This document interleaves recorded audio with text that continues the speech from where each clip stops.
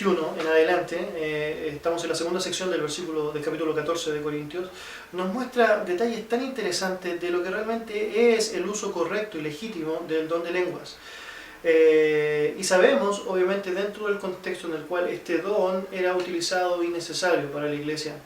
El versículo 21 dice: en la ley está escrito, en otras lenguas y con otros labios hablaré a este pueblo, y ni aún así me oirán, dice el Señor. Pablo está citando a su autor favorito, probablemente si uno concluye las citas que él sacó en su palabra, en sus escritos, siempre está citando a Isaías. Y en esta cita de Isaías hay una historia tan interesante realmente, es porque Isaías se acerca a los sacerdotes y profetas y estos están ridiculizándole. Y usted podría buscar esta historia ya en Isaías 28. Y es tan interesante el relato porque dice que el profeta Isaías, con la palabra del Señor, les muestra lo que ellos deben hacer, y ellos encontraron que el mensaje era tan simple que se burlaron de Isaías. De hecho, ellos dicen mandato tras mandato, mandato sobre mandato, reglón tras reglón, línea sobre línea. Y es tan interesante porque esas líneas son como un balbuceo de niños. Literalmente en hebreo es sab, la sab, kav, la kav, la kav.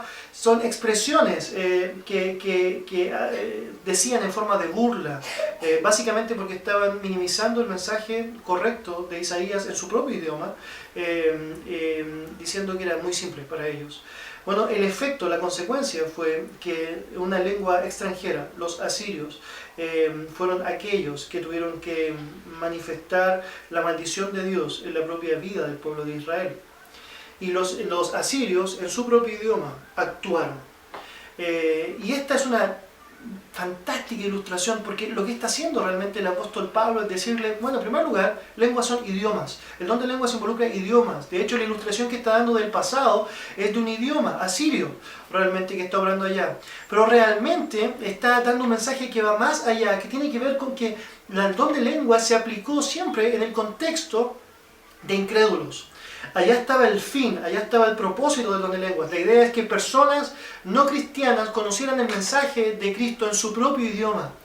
Y estos incrédulos judíos realmente, aún con este idioma que no conocían a cabalidad como el asirio, tuvieron que enfrentar esta condena del Señor, pero aún así lamentablemente no oyeron. Y eso sucede en la práctica, sucede eso en Hechos, usted va a notar eso, sucede eso cada vez que es mencionado el don de lenguas, incrédulos están presentes, y se complementa realmente esa idea con lo que viene a continuación, versículo 22, así que las lenguas son por señal, no a los creyentes, sino a los incrédulos. Bajo esa premisa, el don de lenguas no tiene ningún sentido en una iglesia que está llena de cristianos, porque el don de lenguas es una señal para incrédulos. En contraste con las profecías, donde dice la Escritura, las profecías no a los incrédulos sino a los creyentes. Es porque las profecías solo pueden ser entendidas correctamente por medio de la ayuda del Espíritu Santo. Y el Espíritu Santo solo actúa en creyentes, sabemos eso por la palabra del Señor. La iluminación está abarcada, es decir, está consensuada para creyentes. Versículo 23, si pues toda la iglesia se reúne en un solo lugar y todos hablan en lenguas y entran indoctos o incrédulos, ¿no dirán que están locos? El don de lenguas tenía un enfoque claro en los incrédulos, pero lamentablemente este uso descontrolado que se estaba generando en Corinto estaba provocando, lamentablemente, que personas que podrían de pronto entrar encontraran que era una locura lo que estaba sucediendo allá. Pero si todos profetizan y entra algún incrédulo indocto, por todos es convencido, por todos es juzgado. Versículo 25, lo oculto de su corazón se hace manifiesto, y así postrándose sobre el rostro adorará a Dios, declarando que verdaderamente Dios está entre vosotros.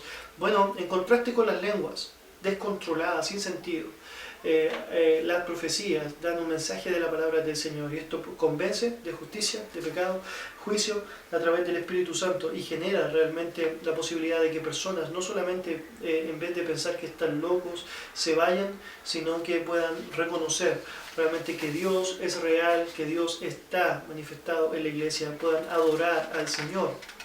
Y es el énfasis otra vez que Pablo está dando para contrastar las lenguas con la profecía. Versículo 26, ¿qué hay pues, hermanos, cuando os reunís? Cada uno de vosotros tiene salmo, tiene doctrina, tiene lengua, tiene revelación, tiene interpretación, hágase todo para edificación. El problema es que ellos estaban tan desordenados que todos hacían todo, y eso es complejo. y él está diciendo allá todo debe hacerse en orden y en edificación. Es tan interesante que no se menciona en el relato ni la existencia de pastores, ni de líderes, ni aún de profetas que están controlando el orden en la iglesia. Realmente hay un caos total dentro de lo que era un servicio en la iglesia en Corintio. Y la idea del versículo 26 es que todos hacían todo al mismo tiempo. Era realmente un gran circo desordenado donde no se hacía lo que era correcto. Entonces lo que hace Pablo ahora es normar el uso correcto de las lenguas para que no haya duda de que este desorden que hay en la iglesia puede ser corregido viviéndolo desde la perspectiva correcta, desde la perspectiva bíblica. Entonces dice, si alguno habla, versículos 27 y 28, en lengua extraña, sea por 2 o a lo más 3, y por turno, y uno interprete. Y si no hay intérprete, calle en la iglesia y hable para sí mismo y para Dios. Pablo pone 3 principios que son regulados, sea esto por 1 o a lo más 3, dice la escritura, 2 o más 3, por lo tanto se limitaba a solamente máximo 3 personas que hablaban en lengua en la iglesia. Debía ser por turno, no debían golpearse, no debían luchar por su lugar, debía ser por turno. Y en tercer lugar, debía haber por lo menos un intérprete o debería haber un intérprete en la sesión. Luego de señalar eso, también él desea establecer una cláusula. Si no hay intérprete, no, silencio, no hagas nada. No tiene ningún sentido que ejerzas ese don, no está regulado de esa manera. En el caso de la profecía, también del versículo 29 al 31 él la regula. Dice, asimismo los profetas hablen 2 o 3 y los demás juzguen. Entonces solo 2 o 3 podían hablar en el servicio que ellos tenían. También dice, y si algo le fuera revelado a otro que estuviese sentado, calle el primero. Por lo tanto, lo que debía hacer el profeta que estaba revelando, si en un momento que estaba hablando, si en un momento otro era revelado por el Señor, debía callar para que el otro pudiese comunicar el mensaje de Dios. La tercera directriz, la segunda directriz es que deben juzgar, dice versículo 29 al final. La tercera es que debe callar. Y la cuarta, ¿por qué podéis profetizar todos uno por uno para que todos aprendan y todos sean exhortados? Cada profeta debía preservar un orden establecido. Versículo 32, un pasaje muy interesante, y los espíritus de los profetas están sujetos a los profetas.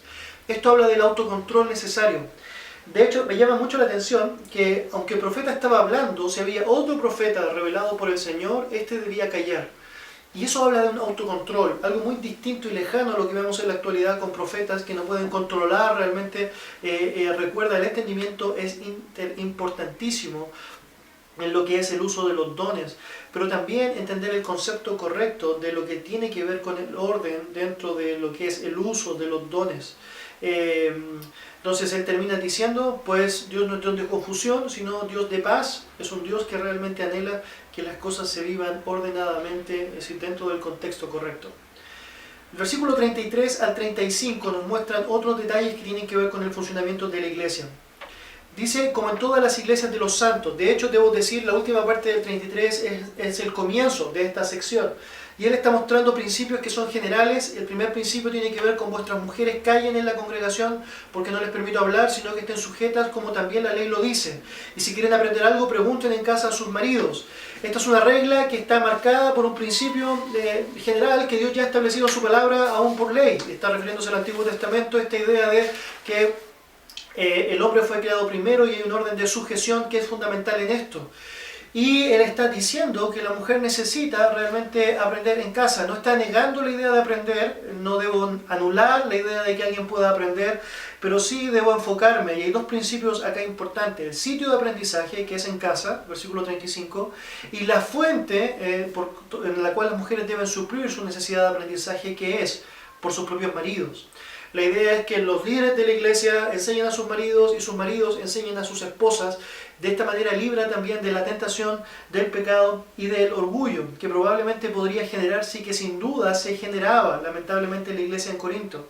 Es muy interesante ver que las iglesias en la actualidad, con énfasis carismático, en donde el caos es palpable, muchas mujeres utilizan un rol que no ha sido establecido por Dios, por lo tanto marca una consecuencia natural. Termina el apóstol Pablo diciendo aún, es indecoroso que una mujer hable en la congregación, significa deshonroso y probablemente alude a una situación puntual en donde las mujeres en la iglesia estaban generando un caos, tomando un rol que no correspondía.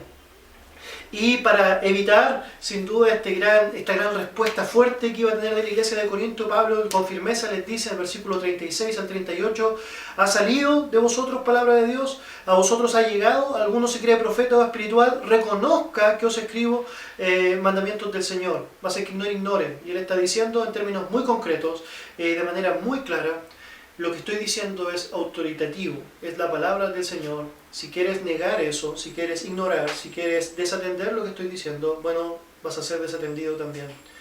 Versículos 39 y 40, él dice, para terminar, así que hermanos, procurad profetizar y no impidáis hablar en lenguas. Pablo dice, es importante decir el mensaje de la palabra del Señor, pero también es importante no impedir el don correcto de las lenguas en el contexto correcto. Pero no olvides el principio, la premisa, y esa es todo decentemente y en orden, todo para realmente cumplir lo que Dios espera, un Dios que no es un Dios de confusión, no es un Dios de caos, sino es un Dios de paz. Entonces terminamos lo que es la sección del capítulo 14 de Corintios.